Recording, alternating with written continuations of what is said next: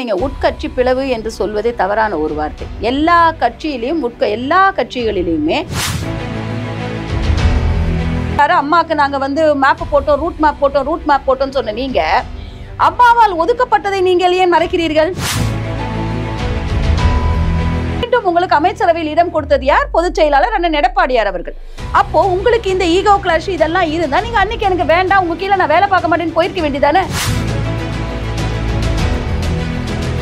இப்ப வந்து நீங்க அப்ப செந்தில் பாலாஜி உள்ள கூப்பிட்டுக்கலாமா? இல்ல நான் கேக்குறேன், இல்ல செந்தில் பாலாஜி நீங்க வந்து டிஎம்கேல இருந்து வந்து கூப்பிட்டுக்கலாமா? இப்போ டிடிவி தினகரன் இருந்தா நான் வந்து அதிமுகவுக்கு மட்டும் தான் ஓட்டு போடுவேன், என் தொண்டர்கள்லாம் அதிமுகவுக்குன்னு சொல்லிலாம் இல்ல. நீங்க வந்து அண்ணன் ஓபிஎஸ் அவர்களே கேட்கிறேன், நீங்க பலம் மிகுந்த பாஜகவுடன் போய் நின்று பலாப்பழ சின்னத்தில் போட்டியிட்டீர்கள், ஜெயிக்க முடியலையே. கட்சியும் கட்சி தலைமையும் கட்சியினுடைய மொத்த நிர்வாகமும் யாரிடம் இருக்கிறதோ, கட்சி யாரை பொதுச் செயலாளர் தேர்ந்தோ அவர்கள் தான் பொதுச் செயலாளர்.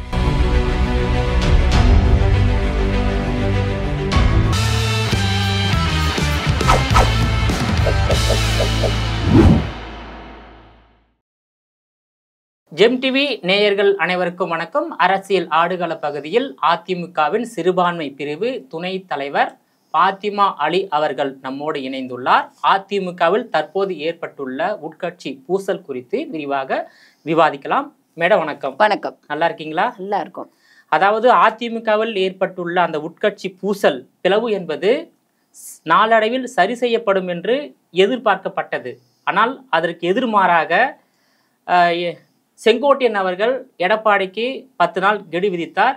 ஆனால் அதை பொறுத்து கொள்ள முடியாமல் எடப்பாடி பழனிசாமி அவர்கள் செங்கோட்டையனை கட்சியிலிருந்து நீக்கப்பட்டுள்ளார். பிளவு என்பது பூதாகாரமாக ஆகிவிட்டது.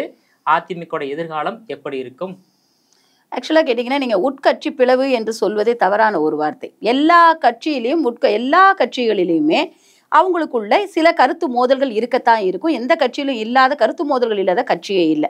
அதனால இந்த கட்சியில கருத்து மோதல்கள் இருப்பதாக இவர்களே உண்டாக்கின ஒரு விஷயம் தானே ஒழிய, கட்சியில உட்கட்சியில இவ்வளவு பெரிய பிரிவு மோதல் நீங்க சொல்ற மாதிரி பிளவுகள் எல்லாம் இருந்தால் இப்படிப்பட்ட ஒரு நடைப்பயணத்தை மிக சிறப்பாக வழிநடத்தி சென்று கொண்டு இருக்க முடியாது. முதல் விஷயம்.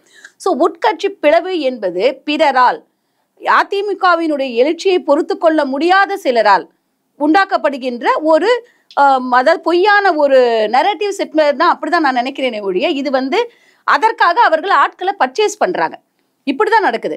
இப்போ என்னமோ வந்து சொல்றாங்க உட்கட்சி பிளவு, அண்ணன் எடப்பாடியார் அவர்களுக்கு எதிரான ஒரு மக்கள் நிக்கிறாங்க. அப்படிலாம் எதுவுமே இல்லை. கட்சி வலுவாக இருக்கிறது, கட்சி பலமாக இருக்கிறது, கட்சி ஒற்றுமையாக இருக்கிறதுல எந்த பிரச்சனையுமே இல்லை. ஒரு சிலர் தன்னுடைய ஈகோக்காகவோ இல்ல சில காரணங்களுக்காகவோ இல்ல சில பிறருடைய தூண்டுதல் காரணமாகவோ இப்ப வந்து இந்த மாதிரியான ஒரு விளைவுகளை நடந்து கொண்டு இருக்கிறது. இது விரும்பத்தகாத நிகழ்வுகள் தான். இது வந்து யாரோ நம்ம வந்து இது வந்து கட்சிக்கு வந்து ஆதரவுலாம் சொல்ல மாட்டேன், விரும்பத்தகாத நிகழ்வுகள். இப்போ அவர் அண்ணன் செங்கோட்டையன் சீனியரு, நான்லாம் வந்து அதாவது அவர் வந்து புரட்சி தலைவர் கட்சி ஆரம்பிக்கும் போது 72ல தான் நாங்கள்லாம் பிறந்திருக்கேன். அதனால எனக்கு அதற்கு முன்னாலேருந்து இப்போ அந்த கட்சி ஆரம்ப நாள்லேருந்து இவங்க இருக்காங்க.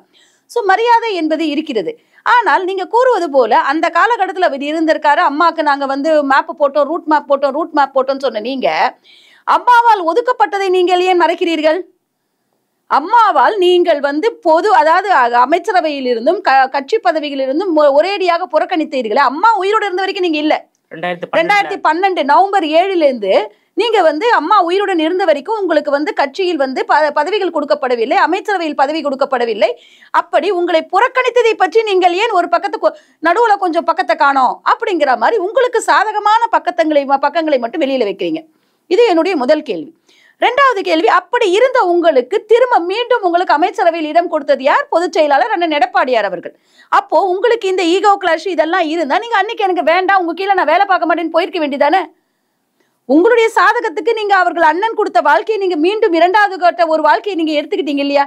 சோ இப்போ இதெல்லாம் ஒரு பக்கம் வைங்க. இரண்டாவது விஷயத்துக்கு இன்னொரு விஷயத்துக்கு வர, கட்சி பிளவுபட்டு இருக்கிறது என்று கூறுபவர்கள் யார் யார் என்று பாத்தீங்கன்னா, கட்சிக்குள்ள இருந்து யாரும் குரல் கொடுக்கல. கட்சிக்குள்ள இருக்கிற மூத்த தலைவர்களோ கட்சி தொண்டர்களோ அப்படி யாரும் பெருசா எந்த குரலும் கொடுக்கவில்லை. கட்சியில வந்து பிளவு இருக்கு, கட்சியில வந்து இப்படி இதுவா இருக்குன்னு சொல்லி கொடுப்பது எல்லாமே வெளியிலிருந்து குரல் கொடுப்பவர்கள் தான். அவர்கள் அதிமுகவை சார்ந்தவர்கள் அல்ல. இதுதான் முதல்ல மக்கள் புரிஞ்சுக்கணும். ஏதாவது உங்க வீட்டை பத்தி நீங்க தான் பேச முடியுமே, நான் பேச முடியாது. அப்போ அதிமுகவை பற்றி அதிமுகவினர் தான் பேச முடியுமே, மற்றவர்கள் பேச முடியாது. இன்னொன்னு இவங்க எல்லாம் என்ன சொன்னார், நேத்து ஒரு அந்த பிரஸ் மீட்ல அவர் கேட்ட கேள்விகளுக்கு அவர் பதில் கூற வேண்டும். என்னன்னா, வெளியில் சென்றவர்களை ஒருங்கிணைக்க வேண்டும், ரைட்டு. வெளியில் சென்றவர்களை ஒருங்கிணைக்க வேண்டும் என்று நீங்கள் பேசும் பொழுது வெளியில் சென்றவர் யார் யாரை நீங்க உள்ள கூட்டிட்டு வரணும்? அவர் தான் சொல்லிட்டாரு. யாரு சொன்னாரு? ஓபிஎஸ் சொல்லியிருக்காரு, டிடி தினகரன் சொல்லியிருக்காரு. ஓபனா சொல்லலையே. இல்ல இல்ல ஓபனா சொல்லலையே. அவர் வந்து பிரிந்து சென்றவர்களை மீண்டும் பிரிந்து சென்றவர்களை ஒன்றிணைக்க வேண்டும் சொல்லிருக்கீங்க. பிரிந்து சென்றவன் லிஸ்ட் பாத்தீங்கன்னா கிளையில இருந்து மேல வரைக்கும் நிறைய பேர், எல்லா கட்சியிலயுமே ஒரு கட்சியில ஒரு அதாவது குறிப்பிட்ட ஒரு இடத்துல அவங்களுக்கு நீங்க வந்து மேல் லெவல் மட்டும் பார்க்காதீங்க, கிளை லெவல்ல இருந்து பாத்தீங்கன்னா கூட சில விஷயங்கள் பிடிக்காம வேற கட்சிக்கு மாறினவங்க இருக்காங்க. இன்னைக்கு பாத்தீங்கன்னா திமுகவில் முக்கியமான 7 அமைச்சர்கள் அதிமுகவில் இருந்து சென்றவர்கள் தான் நாங்க உள்ள இருக்கிறாங்க. சோ இப்படிப்பட்ட இது ஒரு டிரான்ஸ்மிஷன்ஸ் வந்து நடந்துகிட்டு தான் இருக்குமே ஒழிய இப்ப வந்து நீங்க அப்ப செந்தில் பாலாஜி உள்ள கூப்பிட்டுக்கலாமா? கூப்பிடலாமே. இல்ல நான் கேக்குறேன், இல்ல செந்தில் பாலாஜி நீங்க வந்து டிஎம்கேல இருந்து வந்து கூப்பிட்டுக்கலாமா? அண்ணன் முத்துசாமி வெளியில் அமைச்சவரே வந்து KA செங்கோட்டையன் அவர்கள் தானே. அப்ப அண்ணன் KA செங்கோட்டையன் அவர்கள் வெளியில் அண்ணன் முத்துசாமி அவர் போய் அழைத்து வந்து விடுவாரா? சோ ஒரு நிமிஷம் இருங்க, நான் பேசி முடிச்சிடுறேன். என்னன்னு கேட்டீங்கன்னா, நீங்க யார் யார கூட்டிட்டு வரணும்ன்றது நீங்க தெளிவா சொல்லுங்க. சசிகலா அம்மா நான் அரசியலில் இருந்து ஓய்வு பெற்று இருக்கிறேன், ஆனா அவங்க என்ன சொல்றாங்க, அம்மா அவங்க என்ன சொல்லிட்டு இருக்காங்க, கட்சி திரும்ப மீண்டும் ஆட்சிக்கு வர வேண்டும், திமுக வழியில் செல்ல வேண்டும் தான் சொல்லிட்டு இருக்காங்களே ஒழிய அவங்க பாட்டு அவங்க வேலையை பார்த்துட்டு இருக்காங்க. ரெண்டாவது டிடிவி தினகரன் என்பவர் ஒரு கட்சியை ஆரம்பிச்சிட்டாரு. அவர் கட்சியை ஆரம்பிச்சு அவர் கட்சியை பலப்படுத்தக்கூடிய வேலையில சென்றாரு. அவர் வந்து என்டிஏ கூட்டணிக்கு போனாரு. இப்ப என்டிஏ கூட்டணியில வெளியில வந்தேன்னு சொல்றாரு, அவருடைய விஷயம். மூன்றாவது விஷயம் அண்ணன் ஓபிஎஸ் அவர்கள். நீங்க அண்ணன் ஓபிஎஸ் அவர்களை எடுத்துக்கிட்டீங்கன்னா அவர் என்ன மாதிரியான ஒரு அமைப்பை ஆரம்பிச்சாரு? அதிமுகவில் இருந்து வெளியேறவங்களை வந்து நான் வந்து மீண்டும் ஒன்றிணைக்கும் கட்சி தொண்டர்கள் மீட்பு குழுன்னு ஆரம்பிச்சீங்க. உங்க தொண்டர்கள் மீட்பு குழுல உங்க பின்னால எத்தனை பேர் வந்தாங்க? எத்தனை தொண்டர்கள் வந்தாங்க? தொண்டர்கள் அமைதியாக இருக்காங்க. இதுதான் நான் சொல்றேன், அதிமுக பலமாக இருக்கிறது, தொண்டர்கள் அமைதியாக இருக்காங்க. அப்போ இவர்கள் வந்து ஒரு பக்கத்துல நின்னுகிட்டு தன்னுடைய இம்பார்ட்டன்ஸுக்காக, சுயநலத்திற்காக, ஈகோவுக்காக அதிமுகவை பலியிடுகிறார்கள் என்பதுதான் என்னுடைய குற்றச்சாட்டு. KC பழனிசாமி வெளியிருக்காரு, அவர் கட்சியில இல்லையே, வெளியிருக்காரு. இவங்க எல்லாரும் ஒன்னா சேருங்கன்னு தான் செங்கோட்டையன் வந்து கோரிக்கை முன்வைத்தார். அதுக்கு வந்து 10 நாட்களுக்குள்ள நீங்க பிரிந்தவர்கள் ஒன்றா சேரு சொன்னாங்க. அதாவது எடப்பாடியை அவர் வந்து எதிர்க்கவில்லை, ஒன்றுபட்ட அதிமுகவை வலியுறுத்தினார். ஆனா அவரே நீக்கப்பட்டுள்ளார். இல்ல, ஒன்றுபட்ட அதிமுகவை நீங்கள் வலியுறுத்த வேண்டும் என்றால் நீங்க பொதுக்குழுல உள்ள பேசணும், அண்ணன் கிட்ட போய் பேசணும். அங்க உட்கார்ந்து கட்சிக்குள் பேச வேண்டிய விஷயத்தை நீங்கள் பொதுவெளியில் பேசுகிறீர்கள். ஏற்கனவே வந்து செங்கோட்டையன் உள்பட 6 முன்னாள் அமைச்சர்கள் எடப்பாடி பழனிசாமியை இல்லத்தில் சந்தித்து இந்த கோரிக்கையை வலியுறுத்தியதாகவும் அதற்கு எடப்பாடி பழனிசாமி அவர்கள் சம்மதம் தெரிவிக்கவில்லை என்ற கருத்தையும் அவர் வந்து தெரிவித்துள்ளார். கருத்து 6 பேருன்னு சொல்றீங்க, அந்த 6 பேர்ல நீங்க வெளியில வந்திருக்கீங்க, 5 பேர் அவரோட தானே இருக்காங்க. அப்போ ஒரு கிரேட் லீடர் வந்து எம்ஜிஆர் தொடங்கப்பட்ட அதிமுக தொடர்ந்து திமுகவால் தோற்கடிக்கப்பட்டு வருகிறது. திமுகவால் அதிமுக கபலீகரம் செய்யப்பட்டு வருகிறது.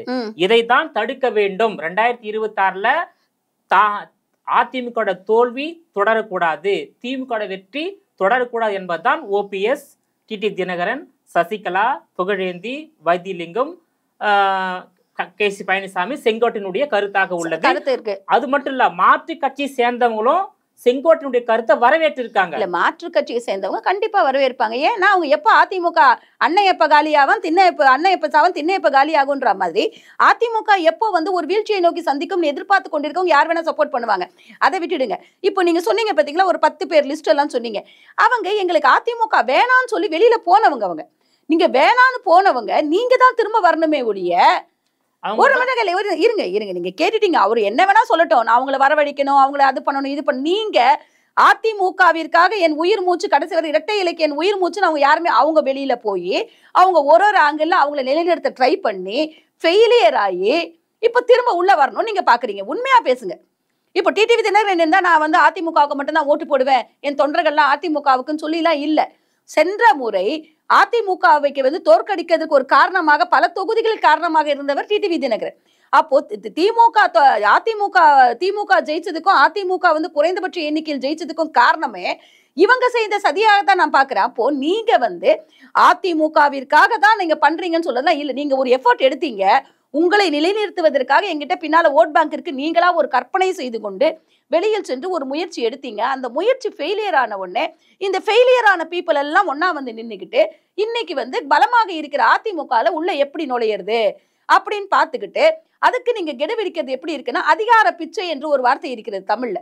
பிச்சையும் வேணா அது அதிகாரமாவும் கேட்பேன்ற மாதிரி இருக்குதே ஒழிய நான் கேட்கிறேன். இப்ப யாரு இப்ப நீங்க இன்னும் தெளிவா அவர் சொல்லட்டுமே.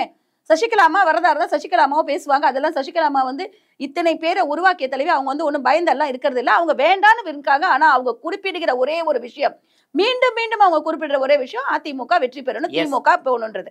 அவங்க வந்து விட்டுடுங்க. நான் திரும்ப திரும்ப சொல்றேன், இவங்க எல்லாம் தனித்தனியா உட்கார்ந்து ஒரு கட்சி ஆரம்பிச்சு நாங்க எம்ஜிஆரோட இருந்தோம், நாங்க அம்மாவோட இருந்தோம், அம்மாவோட எம்ஜிஆருக்கு அப்புறம் நீங்க இப்படி எடுத்து பாருங்க. புரட்சி தலைவர் மறைவுக்கு பின் புரட்சி தலைவி எத்தனை பேர் ஆதரித்தார்கள்?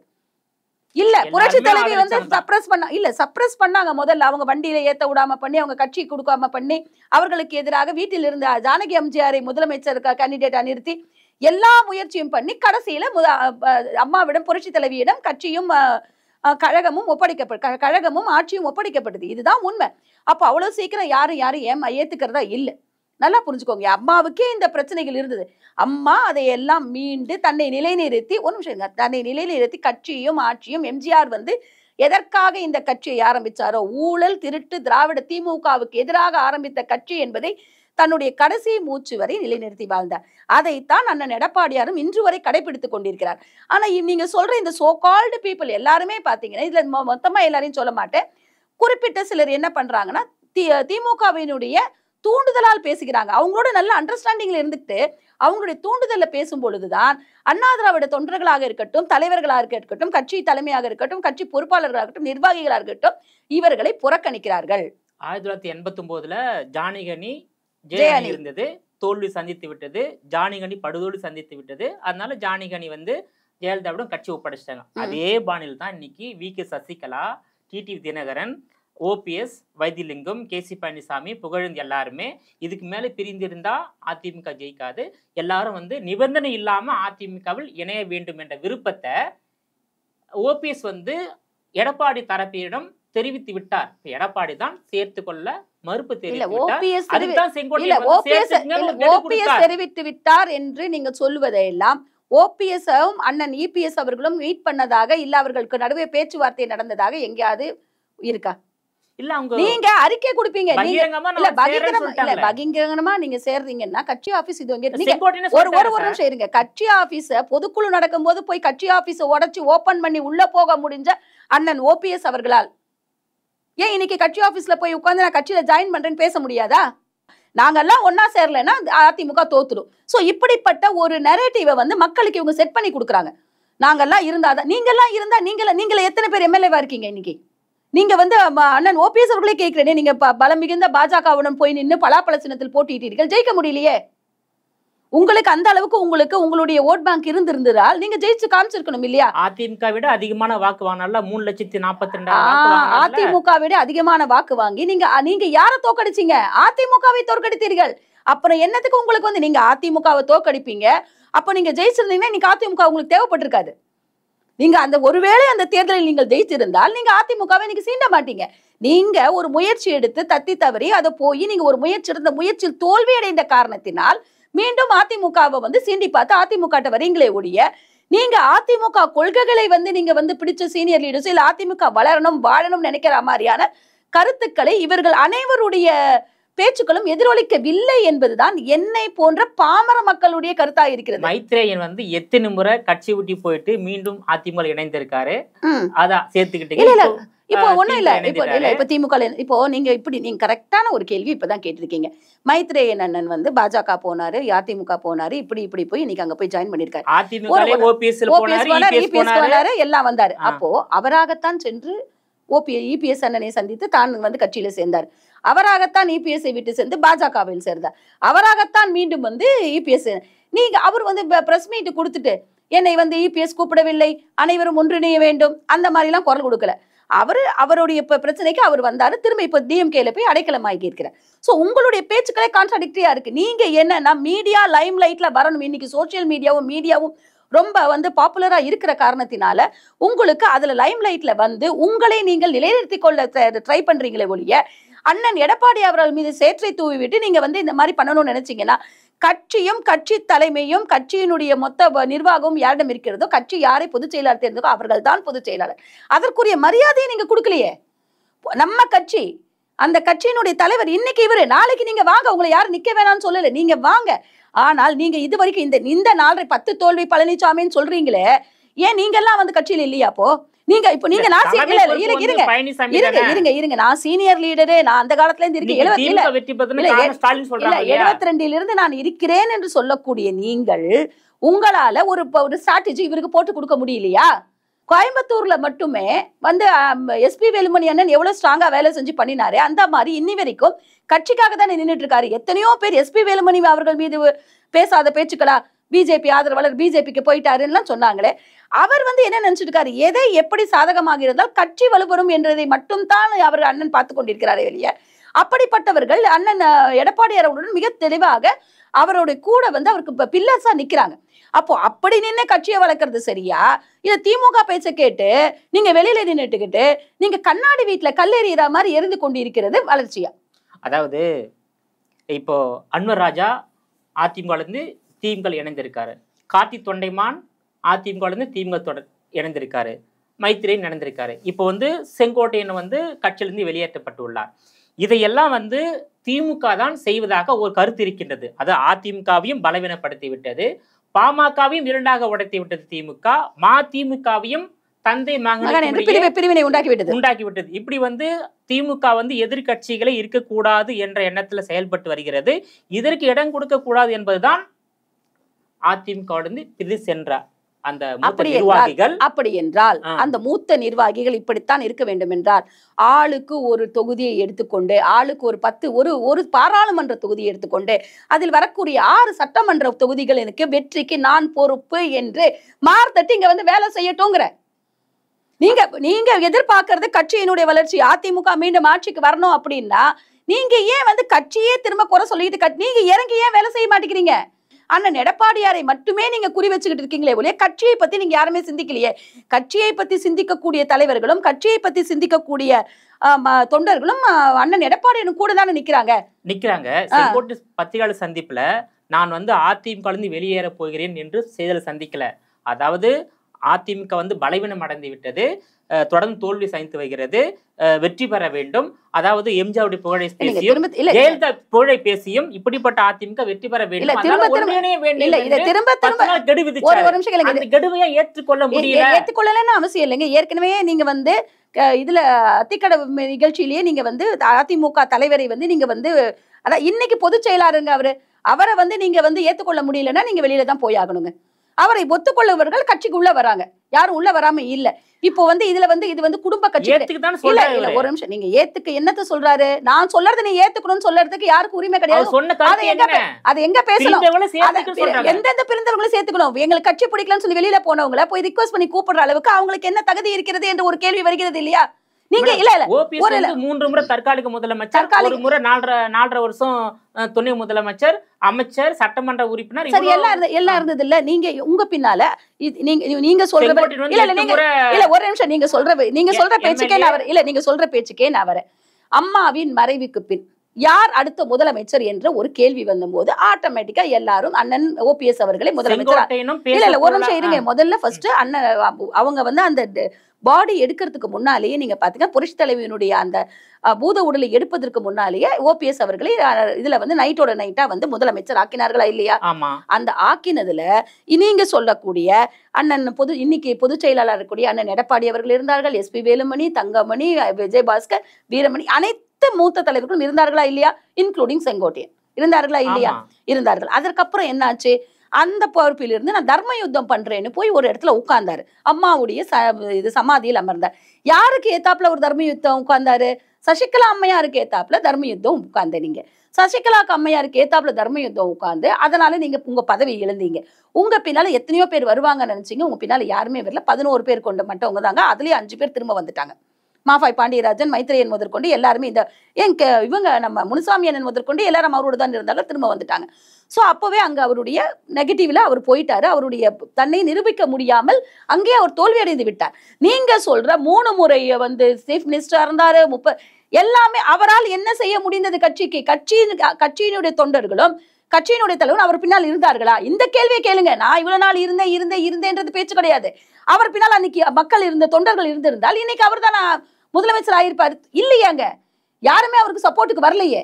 அப்போ என்னாச்சு, கூவத்தூர்ல போய் எல்லாரும் இருந்து ஒரு செலக்ட் பண்ணும் பொழுது அங்க பேச்சு நம்மளுக்கு தெரியாது, உண்மையில் என்ன நடந்தது என்பது யாருக்கும் தெரியாது. ஆனால் செங்கோட்டையன் அவருடைய பெயர் முதன்மையாக பரிசீலிக்கப்பட்டதாக பேச்சு வந்தது.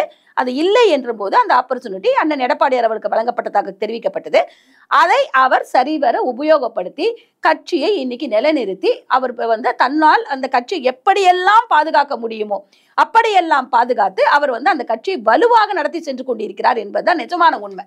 நாங்கெல்லாம் சீனியர்ஸ், எனக்கு இவ்வளவு பொறுப்பு இருக்கு, எனக்கு இவ்வளவு தகுதி இருக்கு, நான் இவருடன் வேலை செய்ய வேண்டுமா என்ற எண்ணத்தில் நீங்க இவ்வளவு வேலை செஞ்சுட்டு உங்களுடைய அனைத்து முயற்சிகளையும் நீங்க அத்தனை சாகசமும் பண்ணிட்டு சேரக்கூடாதவங்க எல்லாரோடையும் சேர்ந்து சகவாசம் வச்சுக்கிட்டு, ஏன்னா புரட்சி தலைவராக இருக்கட்டும் ரெண்டு பேருமே திமுகவை ஏத்துக்கவே இல்லையே, கடைசி நிமிடம் வரை ஏற்றுக்கொள்ளவில்லை. தீய சக்தி திமுக என்று தெளிவாக கடைசி நிமிடம் வரை எதிர்த்து கொண்டிருந்த அந்த தலைவர்களை பின்பற்றி அவர்களால் வளர்க்கப்பட்ட இந்த கட்சியில நீங்க அவங்களோட கூட்டணி வச்சுக்கிட்டு நீங்க அவங்கள ஆதரிச்சுக்கிட்டு அவங்க சொல் பேச்சு கேட்டுக்கிட்டு நீங்க ஆடிட்டு இருக்கும் பொழுது உங்களை எப்படி அதிமுக தொண்டர்கள் ஏற்றுக்கொள்வார்கள்? நான் வேற விடுங்க, அண்ணன் எடப்பாடியார் விடுங்க, தலைவர்கள் எல்லாம் விடுங்க, தொண்டர்கள் இவங்களை ஏற்றுக்கொள்ளல. சரி, ஓகே. செங்கோட்டையன் அவர்களையும் ஓபிஎஸ் அவர்களையும் இயக்குவது தமிழக முதலமைச்சர் மு க ஸ்டாலினா? அதாவது இதுல யாரை இயக்குகிறார்கள், இவர்கள் எதனால் இயக்கப்படுகிறார்கள் நமக்கு தெரியும். ஏன்னா நம்ம ஒரு பக்கம் சொல்லுவோம், இப்ப நிறைய மீடியால பாத்தீங்கன்னா ஒரு பக்கம் என்ன சொல்ல, பாஜக இயக்கிறது அப்படின்றாங்க, ஒரு பக்கம் எடப்பாடியே இயக்கலாம். இல்ல, பாஜக இயக்கிறதுக்கு வாய்ப்பு இல்லை என்பது என்னுடைய கருத்துல நான் சில விஷயங்களை சொல்ல விரும்புகிறேன். என்னன்னா, இங்க பாஜகவும் அதிமுகவும் கூட்டணியில் தான் இந்த தேர்தலை சந்திப்பதாக 4 மாதங்களுக்கு முன்னாடி ஏப்ரல் மாசமே அவங்க அலையன்ஸ் போட்டு வேலையை செய்து கொண்டிருக்கிறார்கள். ஏன்னா கிரவுண்ட் லெவல்ல அந்த ஃப்ரிக்ஷன் இருக்கக்கூடாதுன்றதுனால ரொம்ப தெளிவாக 2 கட்சிகளும் இணைந்து அந்த அலையன்ஸ் போட்டு வேலை செய்து கொண்டிருக்கிறார்கள். அப்போ இவர்கள் இந்த அதிமுகவை பிரிப்பதனால் எந்த பயனும் பாஜகவுக்கு இல்லை. இது முதல் விஷயம். அதிமுக பிரிக்கிறாங்க, தேவையில்லை, அதுதான் சொல்ல வரேன், தேவையில்லை. அப்போ இதை செய்யக்கூடிய முழு முதன்மையான அரசு யாருன்னு இந்த கட்சி எதுன்னு கேட்டீங்கன்னா திமுகவாக மட்டுமே இருக்க முடியும், வேற யாரும் இருக்க முடியாது. ஏன்னா திமுகவுக்கு நீங்க சொன்ன மாதிரி எதிர்கட்சி என்று ஒன்று இருக்கக்கூடாது, கட்சிகளே இருக்கக்கூடாது என்ற நிலைமையில வருது. இன்னொன்னு அதனுடைய ஆன்டி இன்கம்பசி, டிஎம்கே மேல இருக்கிற ஆன்டி இன்கம்பசி எல்லாமே இன்னைக்கு கூடுதலா ஆயிட்டே இருக்கே ஒழிய குறையவே இல்லை. அப்படி இருக்கின்ற இந்த சிச்சுவேஷன்ல அவங்க என்ன நினைக்கிறாங்க, அந்த அதிமுக பாஜக கூட்டணி பலம் பெற்று கொண்டிருக்கிறது, அப்போ நம்ம என்ன பண்ண போறோம், அதை உடைக்கிறதுக்கு என்னென்னலாம் பண்ணலாம், அங்க யாராவது அதாவது மாற்று கருத்துடைய சிந்தனையுடையவர்களோ இல்லை விரக்தியில் இருப்பவர்களோ பிடித்து அவங்களை தூண்டி விட்டு என்ன காரியம் செய்யலாம் என்ற ஒரு விஷயத்தை தெளிவாக வேண்டும். அதிமுக பாஜக பலப்படுத்த வேண்டும் என்ற முயற்சியில் திமுக ஈடுபட்டு வருகிறது. இதுதான் நான் என்னுடைய ஏன்னா இதுக்கு நிறைய பேர் சொல்றாங்க, அதாவது 50 வருட உள்ள செங்கோட்டையனை நீங்கள் விமர்சிக்கிறீர்களா என்று கூட என்ன நிறைய பேர் கொஞ்சம் கழுவி ஊத்திக்கிட்டு இருக்காங்க. எனக்கு அதை பத்தி இல்லை. ஏன்னா கட்சி இருந்தால்தான் நீங்கள் இருப்பீர்கள் என்ற ஒரு எண்ணம் இல்லாமல் அந்த கட்சியை பலவீனப்படுத்தும் வேலையை தொடர்ந்து செய்து கொண்டிருக்கிறார்கள். இந்த வெளியில இருக்க நீங்க குறிப்பிட்ட ஒரு சோகால் கொஞ்சம் பீப்பிள் என்ற கட்சி அவங்க கண்ட்ரோல்ல இருந்து அந்த கட்சியினுடைய ஆதரவினால் இவர்கள் இப்படி செய்து கொண்டிருக்கிறார்கள். அப்படிப்பட்டவர்களை என்ன, இன்னொன்னு ஓபிஎஸ் அண்ணன் வெளியில வந்த உடனேயே இன்னி வரைக்கும் நாங்களாம் ஓபிஎஸ் அண்ணன் தான் சொல்றோம், புரியுதுங்களா? ஆனால் அப்படிப்பட்டவர் திமுகவினுடன் தொடர்பில் இருந்தார் என்பது பல வகையில் அவரை நிரூபணமாக்கி விட்டுட்டு சென்று கொண்டிருக்கிறார். சோ இப்படிப்பட்ட சூழ்நிலையில தான் நான் என்ன சொல்றேன்னா, நீங்க வெளியில போனே நீங்க ஒரு முயற்சி எடுத்தீங்க, உங்க முயற்சியில நீங்க தோத்து போயிட்டீங்கன்னா நீங்க அண்ணனிடம் ரிக்வெஸ்ட் பண்ணி இல்ல நாங்க கட்சியில இணைஞ்சுக்கிறோம்னு சொல்லி நீங்க கட்சியில இணைஞ்சுக்கோங்க. யாரு அதிமுக அது நாங்க வேண்டாம்னு சொல்லல, அவரும் வேண்டாம்னு சொல்லல. ஆனா நீங்க நான் அடுத்ததுக்கு இதுல என்னன்னா, இன்னைக்கு ஒற்றை தலைமையில் பலமாக செயல்பட்டு கொண்டிருக்கிறது. இதே இரட்டை தலைமையாக இருந்தால், இதே 3 தலைமையாக இருந்தால் இப்படிப்பட்ட சூழல் முடிவே எடுக்க முடியாம அப்பொழுதுதான் அதிமுக பலவீனப்படுமே ஒழிய இன்றைக்கு அது பலமாக சென்று கொண்டிருப்பதுதான் இவர்கள் கண்களை உறுத்துகிறது. இப்போ அதிமுக பாஜக கூட்டணி அமைந்ததால் தமிழ்நாட்டுல இந்த கூட்டணிக்கு சிறுபான்மை வாக்கு கிடைக்காது அப்படின்ற ஒரு கருத்து இருக்கின்றது. நீங்க ஒரு சிறுபான்மை உடைய தலைவரா இருக்கீங்க, அந்த மாதிரி கருத்தெல்லாம் பொய்யான கருத்துக்கள். நான் திரும்ப திரும்ப சொல்றேன், இவங்க நரேட்டிவ் செட் பண்ணி இந்த மாதிரி அதிமுகக்கு கிடையாதுன்னு சொல்லிக்கிட்டு இருக்காங்க. அன்வர் ராஜா அண்ணன் அவர்கள் வெளியில் சென்றதுனால் இந்த மாதிரி நடக்கும்னு சொன்னாங்க. அப்படி நான் என்ன கேட்கிறேன், அன்வர் ராஜா அண்ணன் கூறி ராமநாதபுரத்திலே அவர் கூறி வாக்குகள் கிடைக்கும் அப்படின்னா அதிமுக எம்பி எலெக்ஷன்ல ஜெயிச்சிருக்கலாமே, ஜெயிக்கலையே. அப்போ பெரும்பான்மையான இஸ்லாமியர்கள் சீட்டு கொடுக்கலையே. இல்ல அவர் நீ கட்சிக்கு நீங்க என்ன சொல்றீங்க, கட்சி எங்களுக்கு சீட்டு கொடுக்க வேண்டாம், எங்களுக்கு பதவி வேண்டாம், எங்களுக்கு இப்படிதான் சொல்லிட்டு உள்ள வருவாங்க. வந்ததுக்கு அப்புறம் தான் அவங்க ஆட்டத்தை ஆரம்பிப்பாங்க. ஏன்னா அவர்களால் அண்ணன் இபிஎஸ் அவர்களுடைய பெருந்தலைமையை ஏற்றுக்கொள்ள முடியவில்லை. இதுதான் நிஜம். அதை ஒத்துக்கொள்ள முடியாம அவங்க சொல்றாங்க. அப்ப நான் என்ன கேட்கிறேன்னா, இப்ப அன்வர் ராஜா அண்ணன் அவர்கள் வந்து கட்சிக்கு உழைக்கக்கூடிய ஆளு அப்படின்னா இந்நேரத்துக்கு இந்த ஓட்டுகளை வந்து அதிமுக பக்கம் திருப்பி விட்டுருக்கலாமே. உங்களால ஏன் பண்ண முடியல? உங்க பின்னாலெல்லாம் ஓட்டு இல்லாதவங்க இன்னைக்கு தன்னை நிலைநிறுத்திக்கிறதுக்காக போறாங்க. இரண்டாவது மிக முக்கியமான விஷயத்தை நான் இங்க தெளிவுபடுத்த விரும்புறேன். சிறுபான்மையின மக்கள் இந்த 2026 எலெக்ஷன்ல பாருங்க, அவங்க வந்து திமுகவினுடைய வேஷத்தை அவர்கள் மிக தெளிவாக புரிந்து கொண்டிருக்கிறாங்க. திமுக எப்படி எல்லாம் வந்து சிறுபான்மையினர் ஏமாத்து, குறிப்பாக இஸ்லாமியர்களை ஏமாத்துகிறது என்பதை புரிந்து கொண்ட தலைமுறையாக இப்ப இந்த ஃபர்ஸ்ட் டைம் ஓட்டர்ஸும் இருக்காங்க, ஏற்கனவே இருந்தவர்களும் இருக்கிறார்கள், குறிப்பாக பெண்கள் இருக்கிறார்கள். அப்போ இந்த தடவை சிறுபான்மை ஓட்டுகள் வந்து எல்லாம் திமுக அள்ளி இல்லான்னு நினைக்கிறதுலாம் தவறான ஒரு விஷயம். அதிமுகவினர் பக்கம் சிறுபான்மையை சாய்ந்து கொண்டு இருக்கிறார்கள். அதுதான் இவர்களை பலவீனப்படுத்துகிறது. தேர்தல் என்பது அந்த நேரத்தில் ஏற்படுகின்ற கூட்டணி கொள்கை கூட்டணி அல்ல, தேர்தல் கூட்டணி. அதை வந்து நம்ம வெற்றி பெற வேண்டும், இன்னார் வர வேண்டும், இன்னார் வர வேண்டாம் என்று சொல்வதற்கான கூட்டணிக்காக குறைந்தபட்ச ஆதாரத்தின்படி நாங்கள் வந்து அந்த கூட்டணியை வைத்துக் கொண்டிருக்கிறோமே ஒழிய அவர்கள் கொள்கையை நாங்கள் ஏற்றுக்கொண்டோம் என்றோ எங்கள் கொள்கையை அவர்கள் ஏற்றுக்கொண்டார்கள் என்றோ இல்லை என்பதை மிக தெளிவாக அவர்கள் வந்து கண்ணியத்துக்குரிய கைதை மிழுத்தவர்களே சொல்லியிருக்கிறார்கள். அப்போ இந்த பாஜக கூட்டணியாக இருக்கட்டும், நீங்க இதையும் பார்த்திருப்பீங்க, நான் யாரையும் குறைத்த மதிப்பில்லை, கூட்டி மதிப்பில்லை. ஏன்னா நானும் பாஜக இருந்து தான் வந்திருக்கேன். அதனால அதல்ல, அவரவர்கள் கட்சியை பலப்படுத்துவதற்கான வேலைகளை செய்து கொண்டுதான் இருப்பார்கள். அதெல்லாம் யாரையும் குறை சொல்ல முடியாது. உங்களால வந்து அந்த கட்சியோட இணைந்து செயல்படுத்த வேண்டும் என்ற காரணத்தினால், வெற்றியை நோக்கி செல்ல வேண்டும் என்ற காரணத்தினால்தான் பாஜக தேசிய தலைவர்களாக இருக்கட்டும், அண்ணன் எடப்பாடியார் அவர்களாக இருக்கட்டும், இருவரும் இணைந்து ஏப்ரல் அதை ஒரு வருஷத்துக்கு முன்னாலேயே அந்த கூட்டணியை உறுதிப்படுத்தி அதை நோக்கி வந்து தொண்டர்களை செலுத்தி கொண்டிருக்கிறார்கள்.